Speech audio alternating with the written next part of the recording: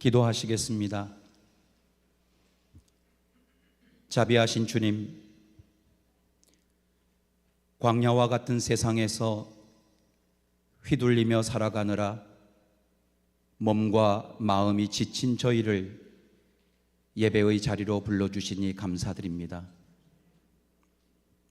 복잡한 일들과 생각에 매이다 보니 정작 영혼을 살리는 주님의 세미한 음성에는 좀처럼 귀 기울이지 못하고 살았음을 고백합니다. 주님, 이 시간 우리를 말씀의 쉼터로 인도하여 주옵소서. 그리고 성령의 맑은 바람으로 우리의 마음의 먼지를 씻어주시고 우리의 삶을 치유하시고 회복하여 주옵소서. 기록된 말씀과 선포되는 말씀이 오늘 우리의 마음을 새롭게 변화시키는 뜨겁고 살아있는 음성으로 들려지게 하옵소서. 이 말씀이 광야 같은 세상 속에서 예수의 길을 찾는 이정표가 되기를 소망하며 우리 구주 예수 그리스도의 이름으로 기도드립니다. 아멘. 참 좋으신 우리 주님의 은총과 평화가 사순절 첫째 주일 예배에 오신 사랑하는 포틀랜드 성결교회 성도님들과 함께 하시기를 바랍니다. 구약에 10계명이 있다면 신약에는 광야의 시험을 이기신 예수님의 세 가지 선포, 곧 예수님께서 보여주신 삶과 신앙의 기준과 방향으로서 광야에서의 세 계명이 있다고 할 수 있겠습니다. 마귀의 유혹, 제가 본 본문은 마귀로 되어 있는데 오늘 함께 읽은 본문은 악마라고 되어 있어서 제가 혹시 마귀라고만 하더라도 악마구나 이렇게 악마, 마귀 비슷한 표현이니까 그렇게 이해해 주십시오. 이 악마의 유혹 앞에서 주님께서 기록되었으되 라고 단호하게 그리고 담대히 선포하신 신명기 6장부터 8장에 이 기록된 말씀은 거친 세상을 살아가는 우리의 삶 속에서 하나님의 뜻을 선택하고 하나님의 뜻을 분별하게 하시는 기쁘고 복된 소식입니다. 사실 오늘 저와 여러분들의 삶을 생각해 보면 그 삶 자체가 광야라고 할 수 있겠습니다. 고국을 떠나 낯선 땅에 처음 발을 내딛던 그 막막했던 시간, 자녀들을 양육하고 지켜내느라 밤낮 없이 땀 흘려 수고하시고 또 일하셨던 고단한 세월들, 우리는 모두 저마다의 광야를 지나왔습니다. 어떤 분에게는 경제적으로 막막했던 생존의 자리가, 또 어떤 분에게는 말 못할 외로움과 관계의 갈증이, 또 어떤 분에게는 갑작스럽게 찾아온 몸의 연약함이 각자의 광야가 되어 우리를 그 광야에서 살게 합니다. 예수님은 바로 그 치열한 광야와 같은 삶의 한복판에서 우리와 똑같은 유혹과 시험을 겪으셨고, 이 광야 같은 인생길을 걷는 우리에게 어떤 길을 걸어가야 하는지, 그리고 어떤 길을 선택해야 하는지 우리로 하여금 깊이 생각하게 하십니다. 사순절의 여정은 여러분, 그러한 길을 예수님께 묻고 예수님과 함께 그 길을 동행하도록 초대하는 시간입니다. 우리 어린이가 오늘 설교에 동의하는 것 같습니다. 아니면 짧게 하라고 한 것 같기도 하고 오늘 아이가 같이 또 예배드리니까 또 제 마음도 좋습니다. 조금 소리 나도 괜찮으니까요, 예, 너무 마음 쓰지 않으셔도 됩니다. 제가 목소리를 좀 더 크게 하겠습니다. 예수님께서는 세례를 받으신 직후에 성령의 충만함을 입고, 오늘 본문에는 성령이 가득하여라고 하는 아주 흥미로운 표현을 했더라고요. 성령의 충만함, 성령이 가득하여. 성령에 이끌려 광야로 가셨습니다. 하늘의 음성을 듣고 은혜가 가장 충만하셨던 바로 그 성령의 이끌림의 순간에 마귀의 유혹과 시험이 찾아온 것입니다. 여러분, 우리도 이제 자식들, 자녀들 다 성인으로 출가하여 좀 살만하다 싶을 때 마음이 헛헛해지기도 하고 또 몸이 아프기 시작합니다. 이제 좀 살만하다 싶을 때요. 삶도 열심히 살았고 신앙생활도 열심히 하는 가운데 예상하지 못하고 예기치 못했던 고통과 고난이 찾아오기도 합니다. 이럴 때 참 당황스럽고 혼란스럽죠. 이처럼 우리는 은혜를 받으면, 성령이 가득하면, 성령이 충만하면 모든 걱정이 다 사라질 것 같은데, 그렇게만 되면 나의 삶에 걱정과 불안과 두려움이 다 사라질 것 같은데, 복음서는 오히려 가장 그 은혜로운 순간에 가장 큰 위기와 시험이 왔다고 보여줍니다. 여러분, 하지만 이것은 악마의 관점에서 보면 우리를 무너뜨리려는 유혹과 시험이 맞습니다. 흥미롭게도 악마 혹은 마귀라고 번역한 한글로 이 헬라어를 디아볼로스라고 하는데, 이 디아볼로스의 원뜻은 관계를 찢는 자, 분열시키는 자, 그리고 비방하는 자라는 뜻입니다. 우리가 악마, 마귀할 때 그런 의미를 가지고 있습니다. 그러니까 하나님과의 관계를 찢는 자, 혹은 너무 인격체로만 생각하지 마시죠. 그런 하나님과의 관계를 찢는 어떤 상황, 인간과 인간의 관계를 끊임없이 찢는 어떠한 조건, 내가 누구인지, 교회 공동체는 어떻게 해야 되는지에 대한 정체성을 시도 때도 없이 흔들어대고, 결국 우리가 인간다운 인간으로서 살아야 할 길, 혹은 하나님의 자녀로서 걸어가야 할 길을 잃게 만드는 그런 총체적인 어떤 것, 여러분, 이것이 악마 혹은 마귀를 상징하는 것입니다. 그러나 하나님의 관점에서 보면, 우리가 좀 악마의 관점에서 보면 좀 불편하지만, 그 광야를 하나님의 관점에서 보면 광야는 그런 혼란 속에서도, 그러한 분별을 할 수 없는 혼돈 속에서도 예수님이 누구인지를 분명하게 알게 하고, 예수님께서 걸어가신 길이 무엇인지를 오히려 우리에게 분별하게 하는 자리라는 것입니다. 우리가 경험해야 할 하나님의 나라가 무엇인지를 깨닫게 하는 자리가 광야요, 우리가 하나님의 자녀로서 누구인지에 대한 정체성과 어떤 길을 걸어가야 할 것인지를 선택하게 하는 곳, 그곳이 바로 하나님의 관점에서 보면 그런 기회를 갖는 장소라는 그런 말입니다.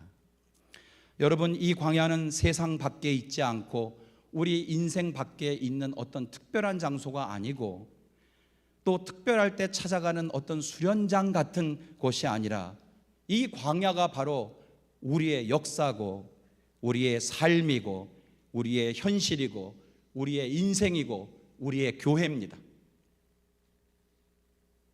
이 두 가지의 관점 안에서 오늘 우리는 어떠한 관점을 가질 것인가 좀 더 살펴보기로 하겠습니다. 예수님께서는 왜 화려한 기적이 아니라 우리가 매일 읽고 또 매주 듣는 이 기록된 말씀으로 광야에서 그 위기를 극복하셨을까요? 사순절을 시작하는 첫 주일, 오늘 함께 나누는 말씀을 통해 저와 여러분의 삶의 광야, 우리 교회의 광야가 더 이상 외로운 고난의 자리, 결핍의 장소, 혼란스럽고 혼돈스러운 장소가 아니라 오히려 그러기 때문에, 오히려 그런 혼란과 혼돈 속에서 하나님의 음성을 더 또렷하게 듣는 은총의 장소가 되시기를 축복합니다. 이 광야가 오늘 짧은 시간이지만 저와 여러분의 정체성을 확인하고 회복하는 그런 은혜의 자리가 되시기를 소망합니다. 마귀가 던진 첫 번째 시험은, 악마가 던진 첫 번째 시험은 우리 삶의 가장 절실한 생존의 문제를 건드립니다. 40일을 굶주리신 예수님께 악마가 속삭입니다. 내가 만일 하나님의 아들이여든 이 돌들에게 명하여 떡덩이가 되게 하라.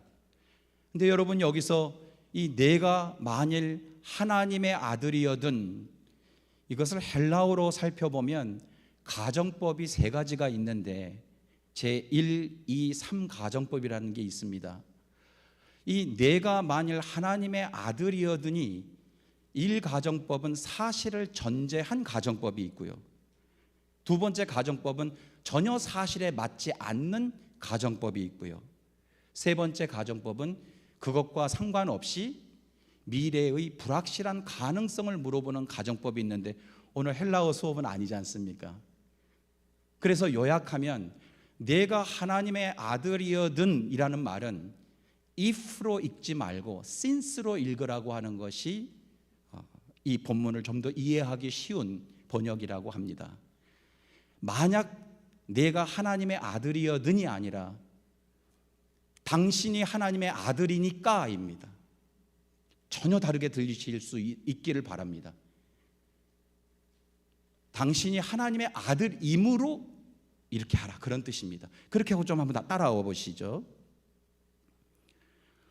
오늘 우리의 인생도 인생의 광야에서 이런 유혹을 만나죠. 먹고 사는 생존의 문제는 누구나 절실하기 때문에 당장 눈앞에 돌 같은 막막한 사정이 생기면 마술처럼 돌이 금덩어리로 변하길 바라는 간절한 마음이 생기는 것은 자연스러운 것입니다. 하지만 하나님의 아들이셨던, 아니 하나님의 아들이기 때문에, 그분이 하나님의 아들이셨기 때문에 예수님은 단호히 거절하십니다. 사람이 떡으로만 살 것이 아니라 하였느니라. 그가 하나님의 아들이라면이 아니라 예수님이 하나님의 아들이시기 때문에 예수님의 거절은 먹고 사는 일이 중요하지 않다는 뜻이 아니고, 그것 또한 중요하지만 하나님의 아들이기 때문에 돌을 떡으로 바꾸라는 마귀의 방식, 악마의 유혹, 즉 과정이 없는 결과와 기복주의를 하나님의 아들이셨기 때문에 거부하셨다는 그 말씀입니다. 하나님의 아들이셨기 때문에 그것을 저항하셨다, 그 말씀입니다. 하나님은 돌은 돌로 두시고 떡은 땀 흘리는 값진 노동을 통해 얻게 된다는 것을 신뢰하셨습니다. 하나님의 아들이셨기 때문입니다. 신앙은 하나님을 달래어 하나님에게 졸라서 뭔가를 달라고 내 형편을 마술처럼 바꾸는 도깨비 방망이가 아니라, 마술은 돌을 떡으로 바꾸려 하지만 진실된 신앙은 돌같이 굳어져 있는 내 마음을 떡을 나누는 따뜻한 마음으로 바꾸는 것입니다. 사람의 마음과 행동이 변화된다는 것이죠. 마귀는 내가 하나님의 아들이기 때문에 그 능력을 증명하라고 충동질합니다. 그러나 예수님은 하나님의 아들이기 때문에 오히려 그러한 마술적인 힘을 사용하지 않으셨던 것입니다. 진정한 하나님의 자녀들은 돌을 떡으로 만드는 기적에 매달리는 사람들이 아니라 하나님의 자녀들이기 때문에, 우리 이야기입니다. 하나님의 자녀들이기 때문에 하나님의 기록된 말씀을 내 삶의 기준으로 삼고 삶의 변화를 경험하는 사람들입니다. 하나님의 자녀들이기 때문에 저는 이러한 신앙을 가지고 사는 것이야말로 이 광야의 기적이 아닐까 생각하는데 여러분 어떻게 생각하십니까? 오늘날 자본주의 사회에서 돌은 무엇일까요? 발음이 비슷해요. 다 오늘날 이 자본주의 사회에서 돌은 돈입니다. 그런데 이 돈이 집이라는 떡은 살 수 있죠. 그런데 가정의 행복까지는 살 수 없지 않습니까? 이 돈이 사람은 살 수 있지요. 그런데 그 사람의 마음까지는 살 수 없지 않습니까? 그러기에 우리는 기복주의에 기반한 신앙의 맛을 뿐만 아니라 돈이 부리는 마술인 물질 만능주의를 신뢰하거나 믿지 않습니다. 왜냐하면 우리가 하나님의 자녀들이기 때문입니다. 물질 만능 신앙은 하나님의 말씀이 아니라 돈의 마음을 두게 하고 돈의 마음이 사로잡히고 돈의 마음이 빼앗겨 결국 돈이 삶의 기준이 되는 신앙이기 때문입니다. 하나님의 자녀들 돈 필요하죠? 여러분 돈 필요하시죠? 그 이상한 거 하나도 아닙니다. 돈 벌고 싶으시죠? 하나님의 자녀들이기 때문에 돈 벌어야죠. 그리고 돈을 사용해야죠. 그런데 하나님의 자녀들이기 때문에 그 필요한 돈 이상을 넘어서 그 돈이 우리 마음을 사로잡고 우리가 거기에 집착하지 않아야 된다는 말씀입니다. 오히려 우리는 하나님과 호흡하는 영적인 존재들이기 때문에 하나님의 기록된 말씀을 존중하고 우리가 소유하고 있는 물질을 나누고 섬기며 살아갈 때 하나님의 자녀들이기 때문에 진정한 삶의 의미와 행복을 경험한다는 것입니다. 기록된 말씀 야고보서 1장 27절에 하나님 아버지 앞에서 정결하고 더러움이 없는 경건은 곧 고아와 과부를 그 환난 중에 돌아보고 또 자기를 지켜 세속에 물들지 아니함에 있다고 하였습니다.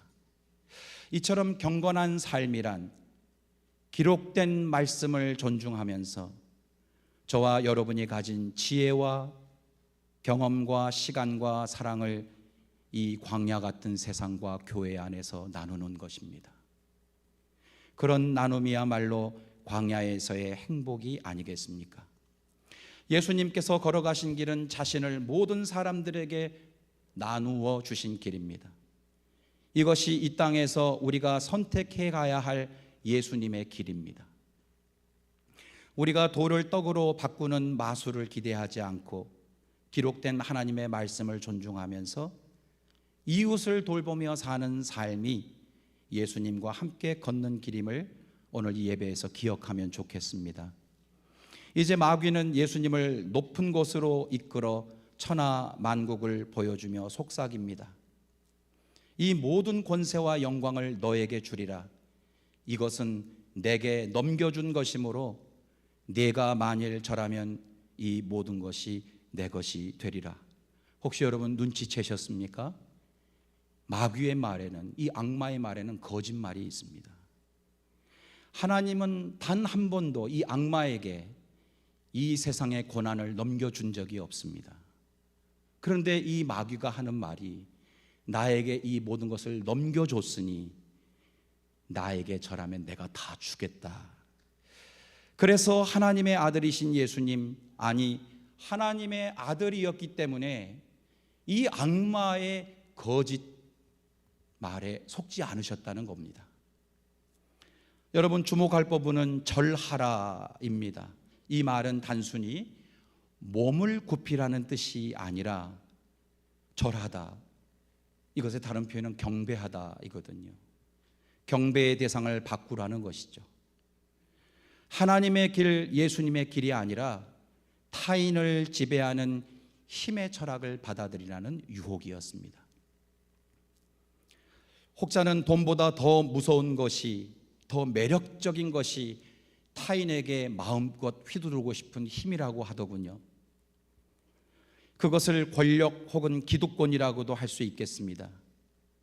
우리와는 아무 상관도 없는 이야기 같지만 우리도 살다 보면 힘을 쥐고 싶어 하고 그 힘으로 무엇인가를 통제하고 지배하고 싶은 마음이 있지 않습니까?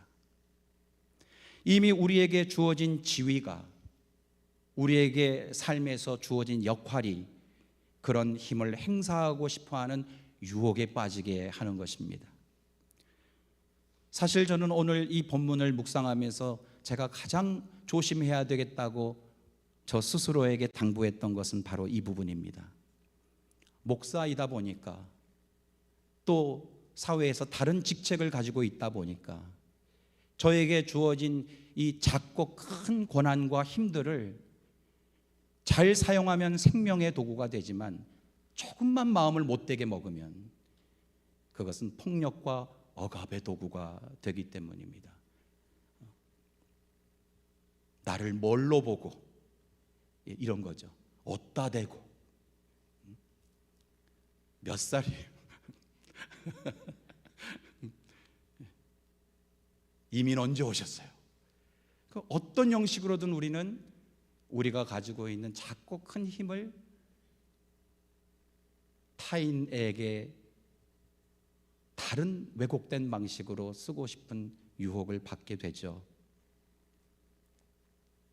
하나님의 아들이시기 때문에 예수님은 단호히 저항하셨습니다. 주 너의 하나님께 경배하고 다만 그를 섬기라. 하나님을 섬긴다는 것은 타인을 지배하고 통제하는 힘과 욕망을 자제하고 하나님의 사랑과 긍휼을 따라 그 힘을 사용하기로 마음먹는 것입니다. 예수님은 권력과 힘으로는 결코 세상을 구원하실 수 없음을 너무나 잘 아셨습니다. 성도는 힘 겨루기를 하는 사람이 아니라 그 힘을 오히려 사랑과 은혜로 나누는 사람입니다. 이제 저와 여러분에게 힘이 있다면 그것을 누군가를 누르는 데 쓰지 않고 대신 고통받는 이들을 사랑으로 보듬는 데 그 힘을 사용하면 좋겠습니다. 세상의 권력을 예수님은 붙잡지 않으셨습니다. 대신 예수님이 붙잡으신 것은 십자가셨습니다. 예수님은 자기의 힘을 모두 나누어 주시고 오히려 그 힘을 모든 사람들에게 내어 주셨습니다. 이 섬김의 길이 예수님의 길임을 오늘 이 예배에서 우리 예배 공동체가 함께 기억하고 이 사순절의 여정을 함께 걸어가면 좋겠습니다. 마지막으로 마귀는 예수님을 예루살렘 성전 꼭대기에 세우고 뛰어내리라고 부추깁니다. 그대가 하나님의 아들이니까 하나님의 천사들을 보내 그대를 지켜줄 것이니 그대의 능력을 멋지게 보여주라는 것입니다. 성전 꼭대기 위로 올라간 것이죠. 여러분, 이 악마의 목소리 어디서 많이 들어본 목소리 아닙니까? 우리가 살아온 이민의 삶이 꼭 이 성전 꼭대기에 홀로 선 예수님의 광야 같지 않으십니까?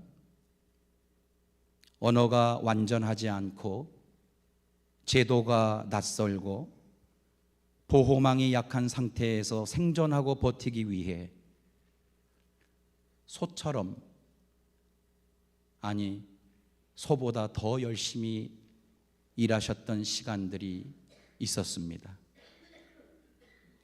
미국 땅에 처음 발을 내디뎠을 때부터 지금까지 이 땅은 성전 꼭대기에 선 예수님의 광야처럼 우리에게 끊임없이 이곳에 살고 싶으면 증명하라고 요구했습니다. 내가 얼마나 성실한지 실력으로 증명해라. 자식들을 얼마나 잘 키웠는지 자식들의 성공을 증명해내라. 내가 이 사회에서 쓸모 있는 존재라는 것을 너의 부와 소유로 증명해라. 그 증명의 요구 앞에 응답하며 사시느라 우리 성도님들, 권사님들, 집사님들, 장로님들 손마디가 굵어지고 마음에는 굳은 살이 박혔습니다. 내가 이만큼 살아내느라고, 내가 이 어려운 광야 같은 인생에서 이만큼 해냈노라며 세상 앞에 이민자로서 나를 증명하며 애써왔던 삶이 얼마나 피로하고 고단하셨습니까? 그런데 하나님의 아들이신 오늘 예수님을 보십시오. 성전 꼭대기에 올라가서 뛰어내려서 하나님의 아들임을 증명하라고 하는 그 순간에 예수님은 하나님의 자녀이셨기 때문에, 그가 하나님의 아들이었기 때문에 하나님의 뜻을 방해하고 그 길을 돌리려고 했던 대적하는 자, 그 길을 맞섰던 자, 고발하는 자의 의미를 갖고 있는 사탄과 악마와 마귀는 좀 뉘앙스가 다르죠. 맞서는 자, 그 길을 가지 못하게 막는 자로서의 사탄의 요구대로 기적을 일으켜 증명하지 않았습니다. 대신 단호하게 거절하고 저항하시면서 주 너의 하나님을 시험하지 말라고 기록된 말씀으로 대응하셨습니다. 이런 사탄에 맞서 예수님은 내가 무엇을 증명해서 하나님의 자녀인 것이 아니라 하나님이 예수님을 사랑하시기 때문에 나는 이미 아들로서 충분하다는 믿음과 그 말씀의 반석 위에 서 계셨던 겁니다. 할렐루야. 세례 받으실 때 예수님은 들으셨습니다. 이는 내 사랑하는 아들이요 내가 기뻐하는 자라. 지난주에 변화산에서 하나님의 음성을 들었습니다. 이는 내 사랑하는 아들이니 그의 음성을 들어라. 이것으로 예수님은 충분했다는 말씀입니다.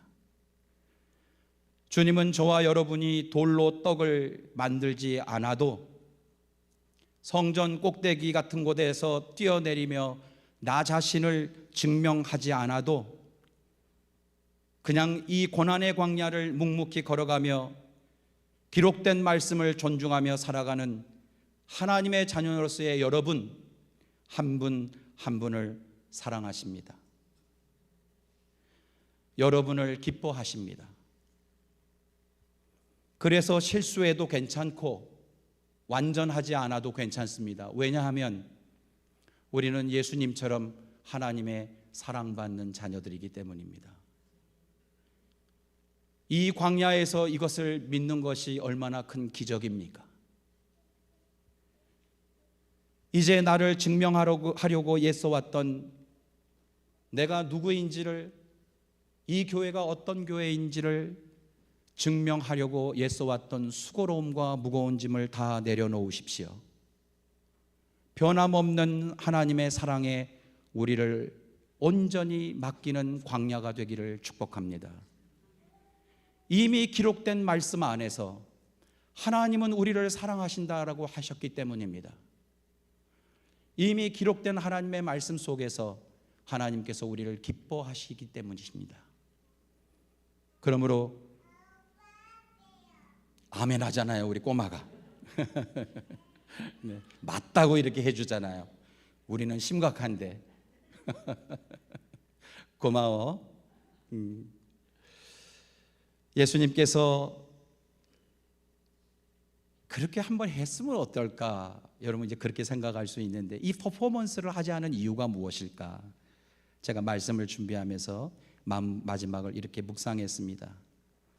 예수님은 왜 하나님의 아들로서 그런 퍼포먼스로 자신을 증명하지 않았을까? 그것은 성전 꼭대기니까 광야가 아니잖아요. 사람들이 모여 있는 곳입니다.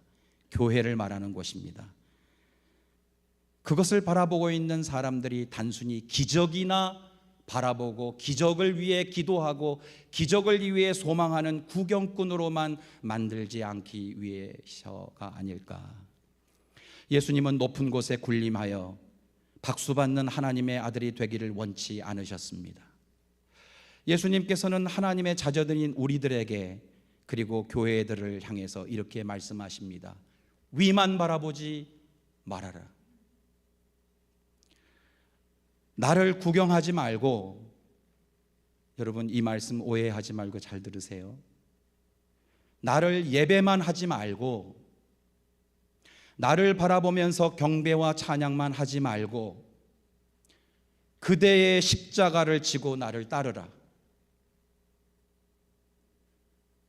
각자의 십자가를 지고 나를 따르라는 것입니다. 구경꾼처럼 주변만 맴도는 인생이 아니라 하나님의 자녀로서 하나님의 자녀들이 모여 모두가 각자의 십자가를 지고 있는 교회 공동체, 구경꾼이 없는 신앙 공동체, 모두가 다 함께 리더가 되는 교회, 예수님이 그렇게 함께 동행하자고 초대하신 것 같습니다.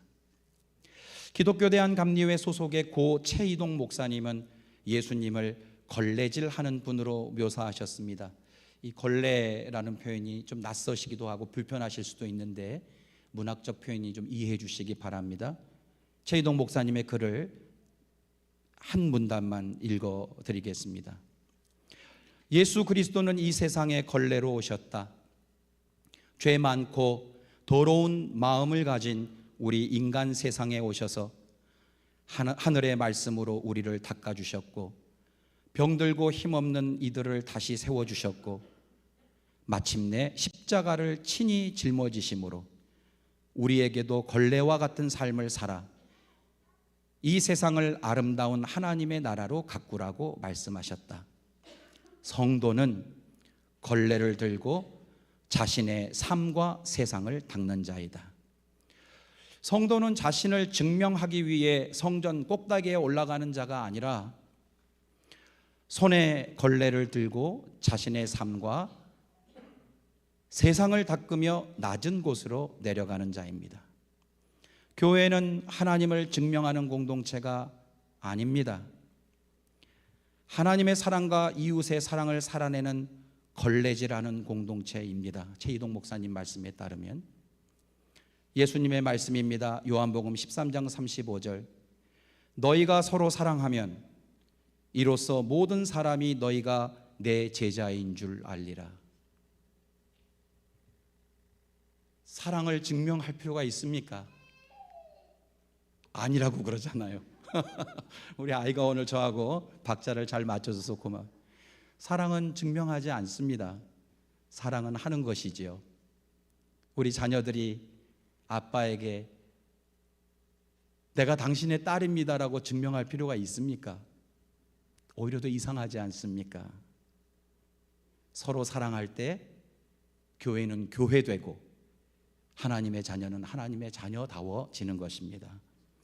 포틀랜드 성결교회 성도 여러분, 기적은 유혹과 시험이 많은 광야 같은 삶 속에서 묵묵히 하나님의 기록된 말씀을 따르며 걸레질을 하며 살아가겠다는 선택, 그것이 진짜 기적이 아니겠습니까?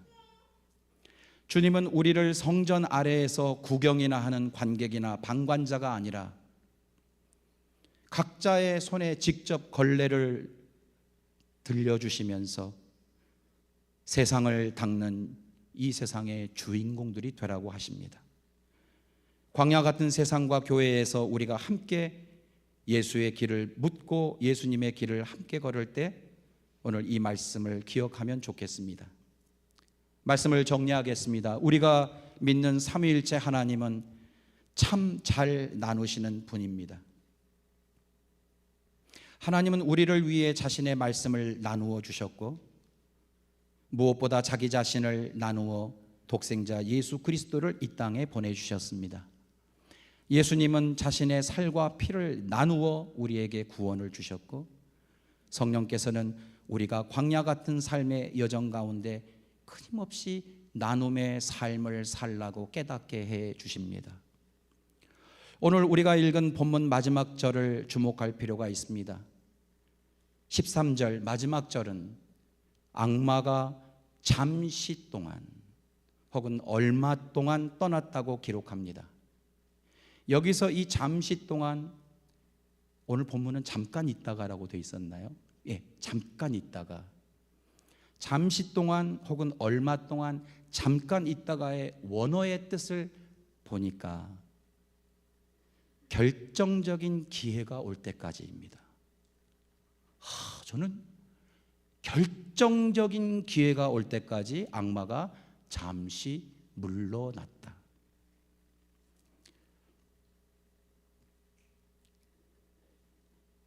이 결정적인 기회가 올 때까지 계속해서 우리를 흔들어대는 것이죠. 기복신앙으로 살아라. 그것이 맞다고. 계속 구하고 달라고 해라. 그것이 맞다고 우리를 흔들어댑니다. 우리에게 자꾸 좁은 복음으로만 살라고 우리를 속입니다. 거짓말합니다. 타인을 지배하고 싶어하는 힘을 행사하라고 우리를 계속해서 유혹합니다. 계속해서 우리가 하나님의 자녀임을 증명하라고 합니다. 목사로서 증명하라고 합니다. 장로들로서 증명하라고 합니다. 교회 권사로서 증명하라고 합니다. 계속해서 증명하라고 하는 요구를 통해서 우리를 괴롭게 하고 우리를 혼란 속에 빠지게 하고 우리를 혼돈스럽게 만듭니다. 결정적인 기회가 올 때까지요. 그렇게 해서 완전히 무너뜨리기 위해서. 누구의 관점입니까? 악마의 관점이죠. 악마는 당연히 그렇게 생각할 수 있죠. 제가 인격체로만 받아들이지 말라고 말씀드렸습니다. 계속해서 우리를 그렇게 흔들어대고 관계를 찢고 괴롭게 만들고 제대로 살고 있는지를 혼란스럽게 만들고 그렇게 하는 그 무엇 계속해서 우리를 흔들어댄다. 언제까지? 결정적인 기회가 올 때까지. 그러나 그럴 때마다 이러한 유혹과 시험이 예수님은 무엇을 선택하셨지? 예수님께서는 어떠한 정체성으로 이것을 저항하셨는지, 그러면 나는 무엇을 선택하고 어떤 길을 걸어가야 되는지 하나님의 관점에서 오늘 이 누가복음 1장 1절부터 13절을 이번 주 중에 좀 더 묵상해 주시기를 부탁드리겠습니다. 이번 한 주 동안 여러분 저와 함께 이런 질문하고 실천해 보면 어떨까요? 나에게는 기복신앙이 없는가? 있다면 버리자. 마술 같은 신앙이 있다면 이번 주부터 버리자. 내게 있는 힘을 나는 어떻게 사용하고 있는가?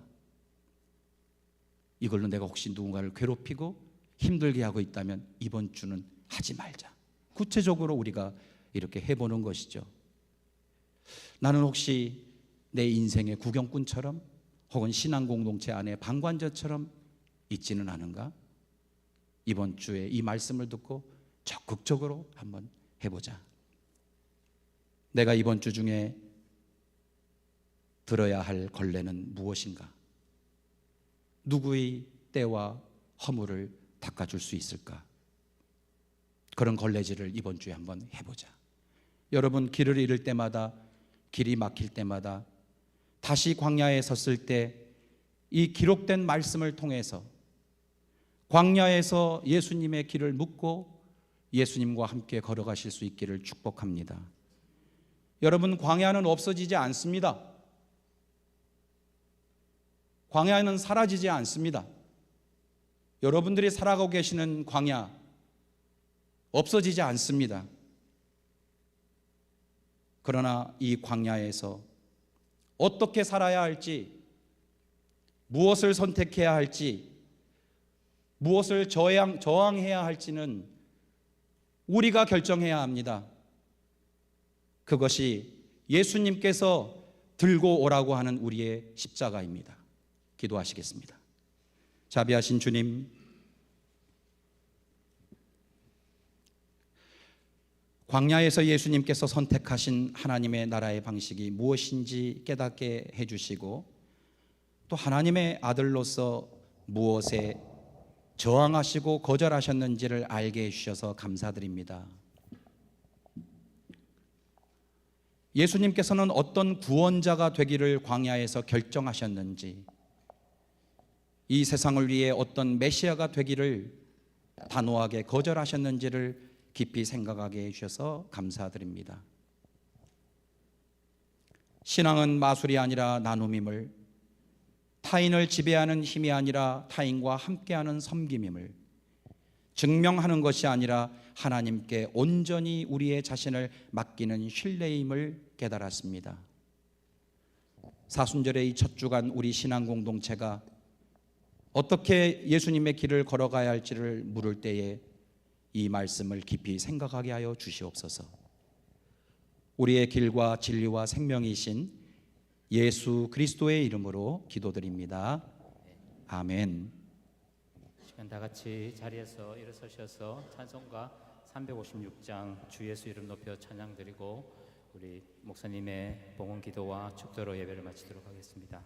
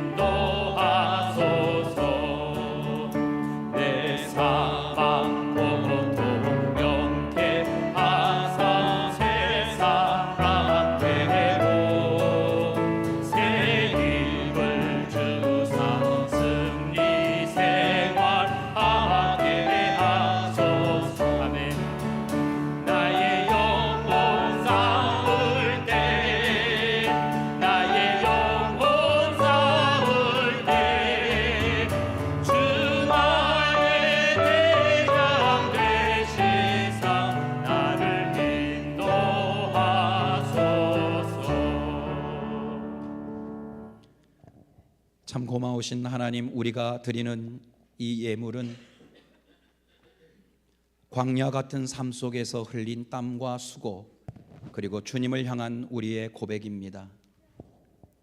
이 예물이 쓰이는 곳마다 하나님 나라의 복음이 오병이어처럼 풍성히 나누어지게 하옵소서. 드린 손길들마다 복을 더하시며 우리 모든 교우들이 물질 안에서도 평안과 감사로 부족함 없이 넉넉하게 살아가도록 축복하여 주옵소서.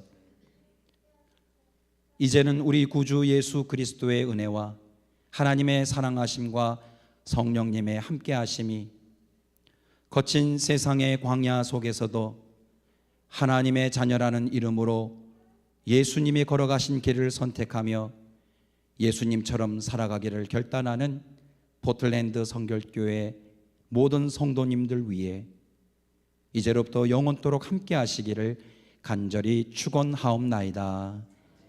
아멘.